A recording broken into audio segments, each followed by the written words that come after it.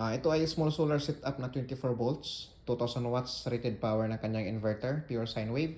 At saka meron siyang kasamang 60 ampere na MPPT solar charge controller. So meron din siyang automatic transfer switch na automatic siyang lilipat sa distribution utility or Meralco kung sakaling lobat na ang battery. So lahat ng load ay lilipat doon sa supply ng Meralco. So ang ginagamit natin nga ditong inverter, ang peak power niya ay 4000 watts at saka yung rated power ay 2000 watts. So dito nakalagay ang load, dito isaksak, or pwede rin kukuha dito sa output mismo ng automatic transfer switch. So yung switch niya pala ng power inverter, nakakabit yan dito sa solar charge controller. Pag malubat na ang battery, ang sinit ko dyan ay 22 volts, automatic na mamatay ang inverter. So pag taas naman ng 24 volts, pag ma-charge na yung battery, automatic na yung aandar, automatic siya mag-power on. So testing natin ngayon.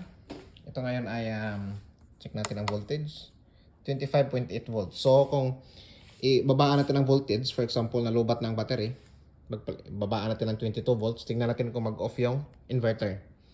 So babaan ko ngayon ang supply, 25, 4, 3, 22 volts. Ayun, nag-off na. So wala nang output yung inverter. So mayayari niyan kung meron tayong kinabit dito na supply from grid or from distribution utility, dahil na-off na yung inverter, wala nang output, automatic lilipat ang transfer switch doon na sa grid. So yun ang mag-supply ngayon ng lahat ng load. So pag mag-charge naman ang battery, dahil may solar panel tayo dyan, mag-charge na ang battery, abot ng 24 volts o pataas, i-increase natin itong supply dito, lagyan natin sa 24 volts, dapat mag-on na yung inverter. Ayan yung supply. So 24 volts na, yun, nag-on na yung inverter natin. Inikot ko dito para tutaas yan. Ayan, 24 volts, lagyan natin 25, ayun. Automatic na mag-on yung inverter. So nag-on na din tong over voltage, under voltage protection yan. Automatic na may output itong ATS natin. So ang output ng ATS, pinadaan ko yan dito sa loob para diretso dito. So ito na yung output niya. Yan ang outlet niya.